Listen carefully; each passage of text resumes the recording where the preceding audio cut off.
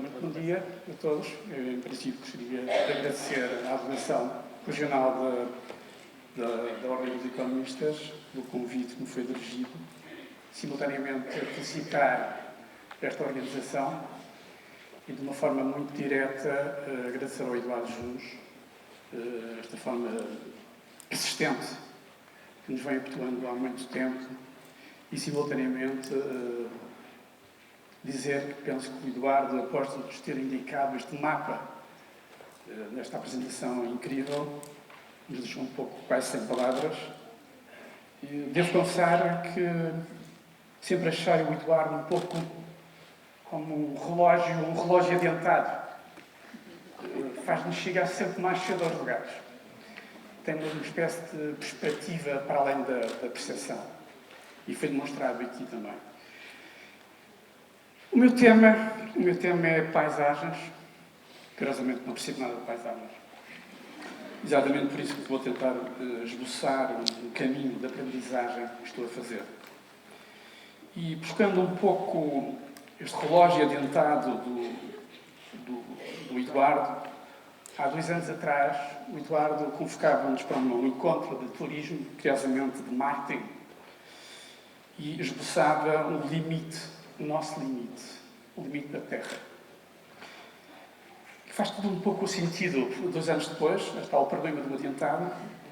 Falando de paisagem, vou partir um pouco deste pequeno documento, que é o limite da Terra, deste convite do Eduardo, e faz-me um pouco partir para uma canção, uma música do Léo Ferré, que esboça o mar e a memória. Para nós insulares, o mar é uma espécie de primeira porta para o mundo, não é? Curiosamente, esta sala de cinema foi durante muito tempo, a minha infância, a porta para o mundo. Sala de cinema incrível, era considerada a melhor sala de cinema do país. Na altura que Funchal era a cidade que tinha mais salas de cinema. Isto parte-nos logo para uma diferenciação muito importante. O cinema e o mar como grandes pontos de partida. O Léo Ferré considera, portanto, o mar, ou a onda do mar em relação ao oceano, 2 momentos extremamente importantes. Eu vou organizar a minha pequena conversa nestes 2 momentos.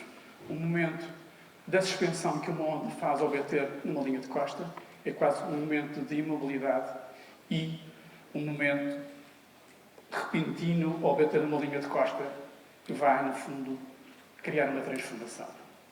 E ao ler hoje a paisagem, na minha maneira de pensar, a paisagem é extremamente difícil. A paisagem é muito arriscado para mim, especialmente quando temos a professora Aurora Carapinha, que é possivelmente quem mais percebe de paisagem neste país. Portanto, vou correr o risco de cometer algumas gafes. Mas a paisagem para mim é uma espécie de memória onde eu posso interrogá-la constantemente. Este convite do Eduardo passa-nos para 2 pontos. A suspenção leva-me um pouco à questão de uma paisagem emotiva. E é dessa emoção que vos apresentar uma emoção que tenho sobre este território. Bom, nós já estamos a falar de paisagem há imenso tempo. Esta é uma pintura muito cientista e possivelmente hoje estamos a falar de turismo, porque houve alguém que fez esta pintura. O mar, um homem a espiar um horizonte. Começamos a partir daqui, os homens a se interessarem para esta procura incessante de uma descoberta. Foi a partir daqui que o homem se interessou pela paisagem e pela viagem. Bom, estas paisagens emocionais são, no fundo, uma espécie de caminho de regresso que estou a fazer pouco a pouco, aprendendo deste território que me fascina, dos quais tenho um contributo privilegiado, porque vivo e trabalho aqui e tenho uma experiência muito continuada sobre este território. E, portanto, queria falar um pouco desta vantagem e desta relação afetiva num discurso muito intimista convosco, denunciando aquilo que é o meu inventário visual e vai, no fundo, descarnando este território. Queria primeiro dizermos que estamos logo à partida num lugar único, radical, vulnerável, que é a Ilha da Madeira. Este desenho esquemático, encontrado numa conversa a dois arquitetos, que têm uma relação intensa com este território, pretendem, no fundo, da sua conversa, mostrar quando vivemos unicamente num quinto desta elevação, deste cone generoso que foi dado para viver.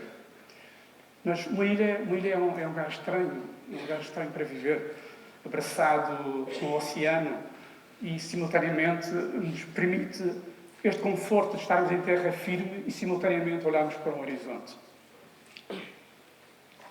Desta coleção, deste inventário que estou a aprender a este caminho, apropio-me de registros sensoriais de muitos autores. É muito importante para nós, ilhéus, a questão dos forasteiros. Os forasteiros é também uma espécie de grande ponto para o mundo. E, no fundo, vou buscar olhares paralelos a fotógrafos que nos visitam e que utilizam a fotografia ou utilizam a matéria densa deste território como obra de arte. Fazem um jogo extremado entre esta capacidade artística e uma capacidade interpretativa. Edgar Martins tem uma particularidade vagarosa. Olha lentamente para um lugar. Possivelmente deverá ser isto que devemos fazer, passados os tempos que nos pediram para andarmos tão depressa. Possivelmente temos de ter esta postura que estes fotógrafos estão a ensinar. Olhar vagarosamente para a dominância aquática, para a linha do horizonte, desenhou toda a humanidade deste território. Outro fotógrafo que nos visitou é Thomas Cooper. Estes dois fotógrafos utilizam a sua máquina fotográfica como se fosse uma espécie de máquina de filmar. Captam imensos tempos. Têm um olhar vagaroso sobre um território. E, curiosamente, têm ambos a mesma postura. A postura de trabalhar de costas voltadas para um território. Para o nosso território. Possivelmente, esta também foi a postura que nos desenhou durante muito tempo. Estar de costas viradas para um território. E isto permite, logo, entrarmos numa dicotomia muito entusiasmante, que é esta possibilidade de olharmos para o mundo, permitindo que o cosmopolitismo pudesse, no fundo, se contagiar neste território. A ilha não é um circuito fechado, é um circuito aberto. E está constantemente a ser contaminado.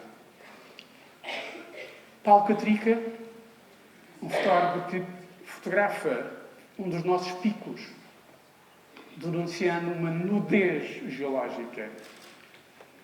E hoje é muito interessante percebermos que este território, para além da contaminação externa constante que possui,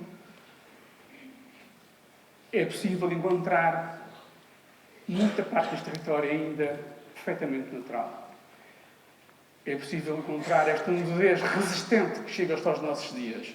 Simultaneamente, este fotógrafo planifica a sua fotografia. Admite um rasgo nesta planificação. Permite, portanto, uma manipulação topográfica. E, rigorosamente, foi isto que estamos a fazer há séculos.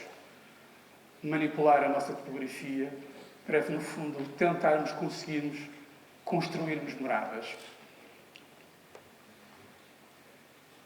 A linha de costa. Curiosamente, é uma linha de ninguém. Curiosamente, é uma linha que está intrínseca no desenho humano deste território. Arrisco a citar Luz de Castro, um vulcão também nosso. Um calhau é uma obra-prima. Esta fotografia de um fotógrafo local, se desbruça também sobre a paisagem, pretende, no fundo, mostrar esta vontade intensa que sempre tivemos, no sentido de trepar os picos mais altos, mesmo os mais pedregosos, os mais difíceis, os mais dramáticos. Há, no fundo, uma vontade intensa de querer trepar este território. E expressões do habitar, pequenos patrimónios, que hoje podemos encontrar, são as primeiras expressões do habitar. Esta vontade de ir ao ventre do território, habitando no próprio território. Procuro, no fundo, fazer um exercício da subtração. Um exercício que eu tenho perseguido intensamente no meu trabalho. E esta vontade enorme de construir moradas fez com que estes homens fossem buscar ao norte, escavassem, esculpissem o seu território e pudessem trazer, no fundo, a água precipitada do norte para sul, construindo permanências, construindo economias, num desenho muito sensível, numa ressonância de uma topografia. E se pode ver nesta beleza destes tanques e a sensibilidade destes socalcos, construindo até os seus limites, onde é possível construir. No fundo, uma relação imbrincada entre um desenho de um agricultor.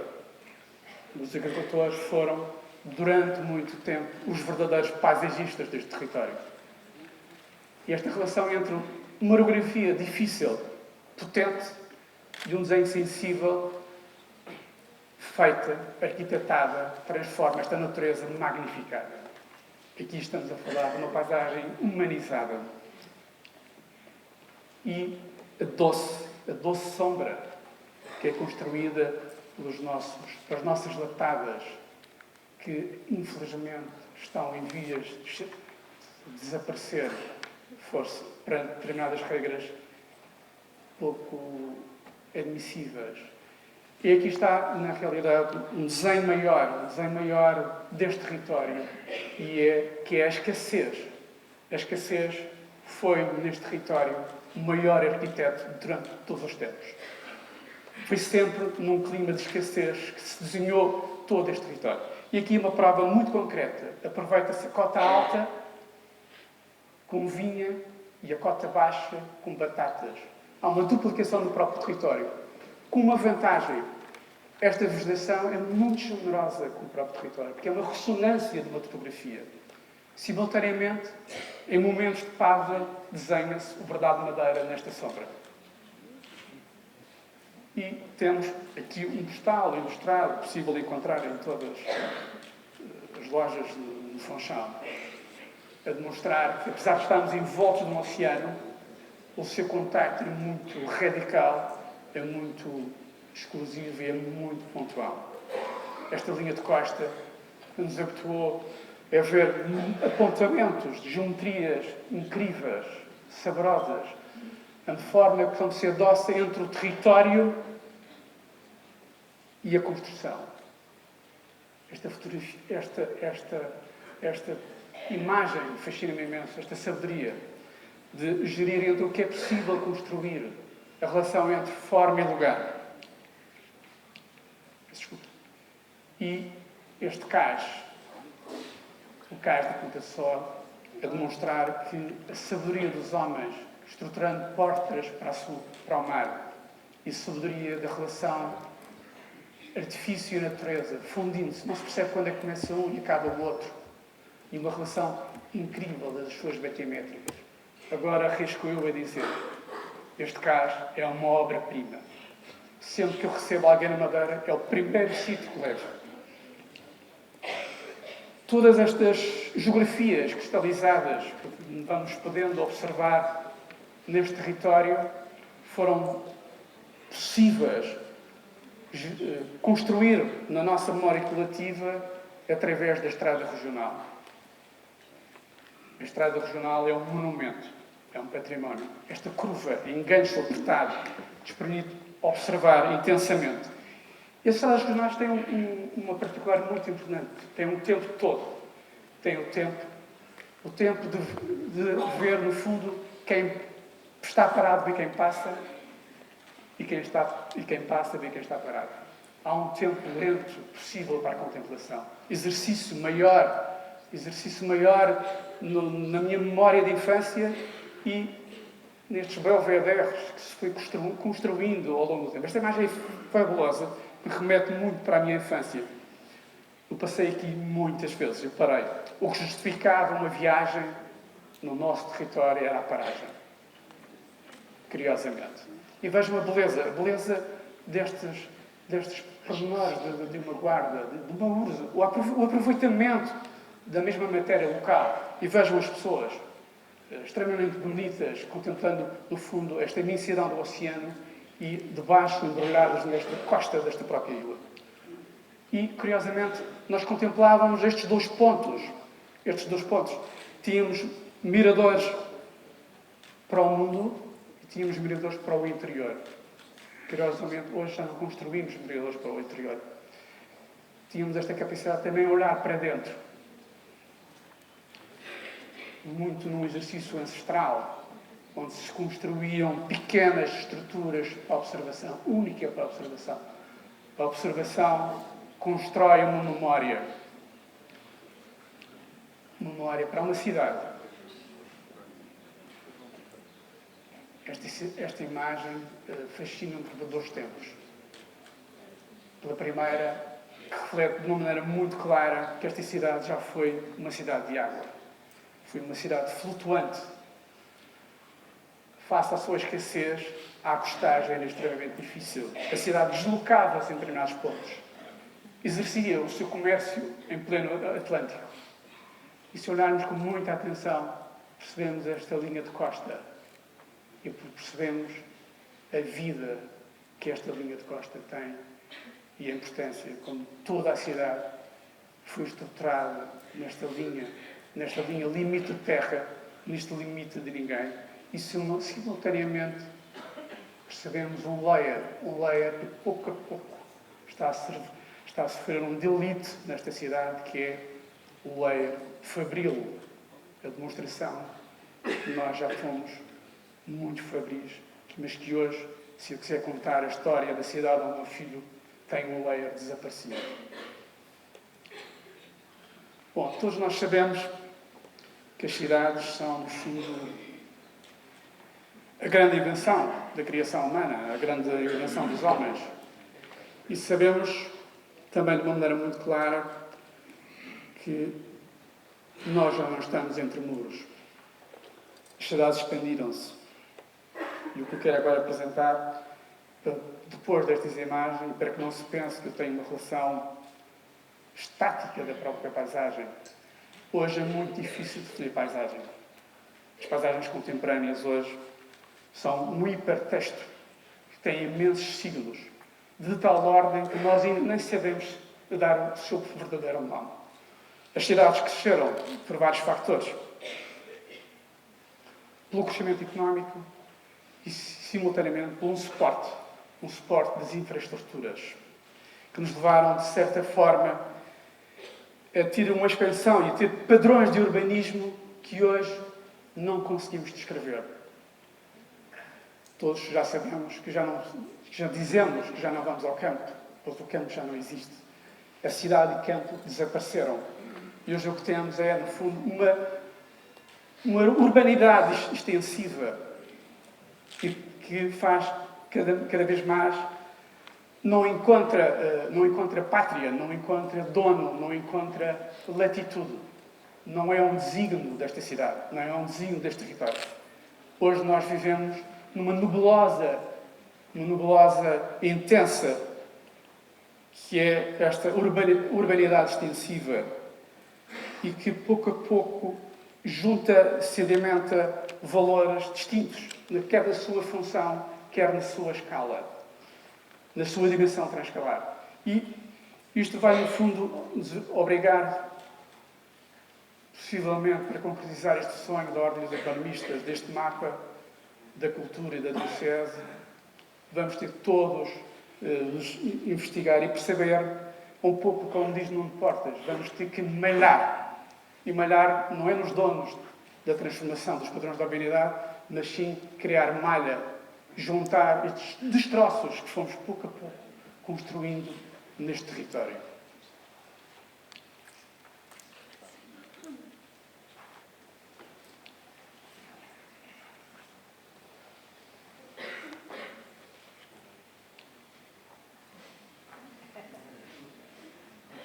As cabras são sempre resistentes. Vivem muito bem, moderadas, hiperdesenvolvimento.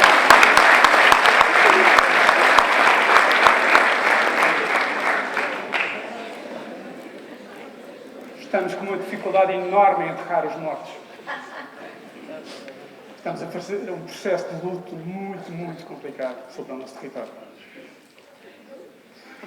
Queria juntar, no fundo, um casal simpático, divertido, que nos visita constantemente e que foi, no fundo, um casal que ditou muitas regras sobre o efeito do turismo. Não vou dizer a importância do turismo, todos nós sabemos da sua importância, dos valores económicos que se traduzem a uma região, dos valores culturais que se traduzem a uma região.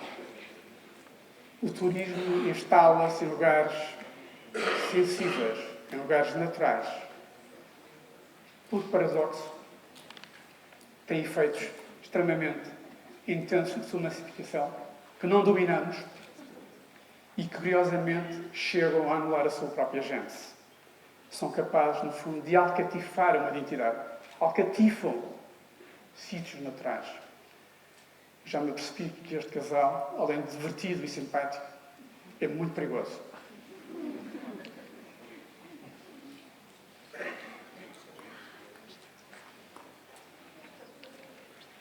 Bom, mesmo aqui ao lado, um visitante, um forasteiro, que na sua aguarela pinta uma sabedoria de uma inscrição em um lugar. No fundo, temos aqui uma verdadeira casa madeirense.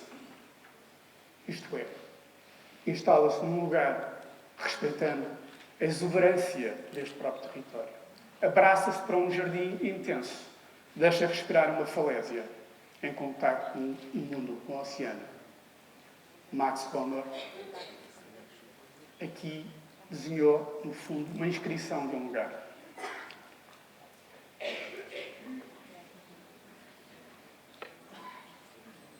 Niemeyer, possivelmente este cliente iluminado, construiu aquilo que foi a nossa experiência moderna no nosso território. A Madeira era, nitidamente, há 35 anos atrás, um espaço, talvez o último espaço rural da Europa. E não tivemos um modernismo neste território. Simultaneamente, ninguém nos avisou, mind the gap. Saltamos para uma pós-modernidade, uma violência intensa. Niemeyer aqui desenha o único edifício à escala da própria Bahia. O Funchal é construído, no fundo, por pequenas construções, pequenas escalas que vão, no fundo, varrendo este auditório, que é a configuração da nossa cidade. E Niemeyer tem esta coragem de desenhar pequenas células de estadia, em que todas podem contemplar o oceano. É o nosso primeiro viaduto para a contemplação, para uma conexão.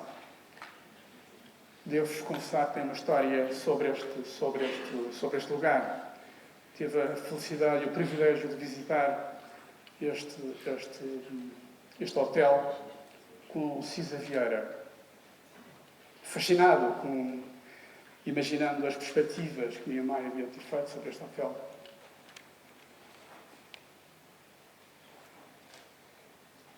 Agradeceu-me o dia todo, constantemente, por esta visita. Fiquei um pouco aflito durante a visita com Cisa Vieira, porque no momento da visita o hotel estava a sofrer uma transformação. Bom, evitei comunicar isso ao Cisa. E não disse que nós estávamos, ou fizemos, curiosamente, há 40 anos atrás, o primeiro hotel design da Europa. Curiosamente, 40 anos atrás. Juntamente com o Hotel Royal em Copenhague, do nosso amigo Jacobsen. Portanto, a Madeira e a Dinamarca eram os únicos países da Europa que tinham um hotel design 40 anos atrás.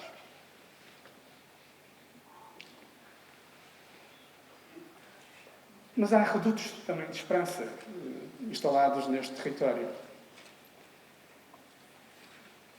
Outro cliente possivelmente iluminado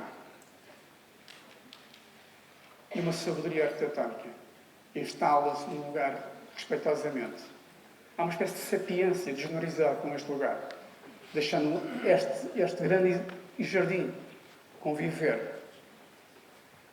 Sempre que vou a este lugar, saio com o pensamento: fazer bem é tão fácil.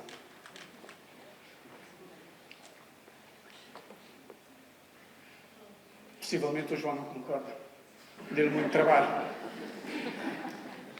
Queria terminar um pouco com esta reflexão de um espaço-tempo. Talvez constituído por dois suportes infraestruturais, construído num tempo de escassez e num tempo de grande pujança económica. Esta Estrada do Norte funciona um pouco, para quem viaja no automóvel, uma espécie de drive-in para o mundo, não é? Tem um tempo lento, permite a observação. Alcatrica fotografa no fundo e faz uma homenagem à infraestrutura. Fotografa uma estrutura de uma paisagem asfáltica. Na outra paisagem era possível contemplar a infraestrutura e a paisagem. Este fotógrafo fotografa uma estrutura e a ausência de estrutura de uma paisagem. Possivelmente, será que a arquitetura tem a responsabilidade, ou é um mecanismo preciso para desacelerar o olhar? Será que a arquitetura pode recuperar o olhar desta velocidade instalada no território?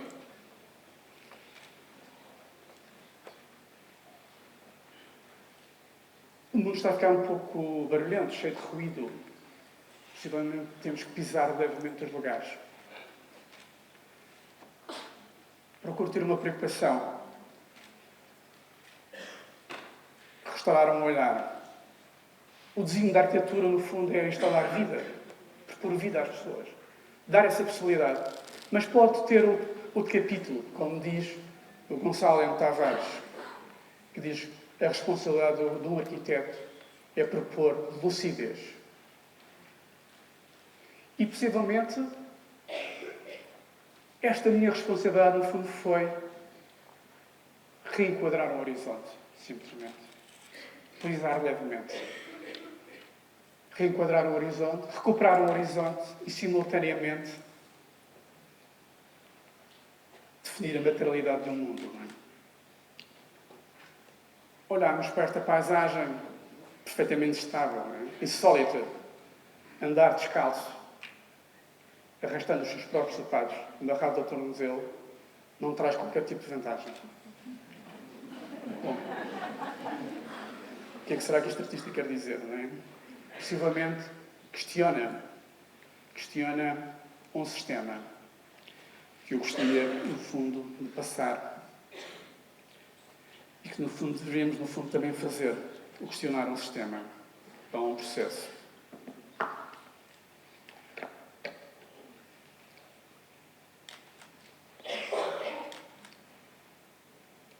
Um território insular como o nosso é enriquecido através da sua humanização, com construções que foram surgindo ao longo dos tempos e que foram esculpindo este vulcão generoso, por excelência, sensível e vulnerável.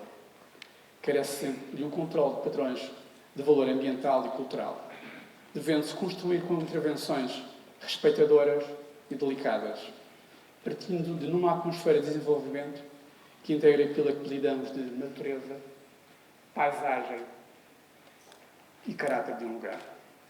Pergunto: não será tempo de acarinharmos toda esta sedimentação dos nossos primórdios, restaurar um vínculo vital destas massas esculpidas, a partir e partir para uma indagação alargada que construa uma análise atenta a toda uma paisagem que está perante uma dicotomia entre o estado idílico, resistente, que chega até os nossos dias, e o estado transmudado, entenda-se, transgénico. A entidade de um lugar é a alma e o mote para a descoberta, e a vontade indómita para realizar a viagem do inesquecível e nos despertar sempre um desejo de voltar. Muito obrigado pela vossa atenção.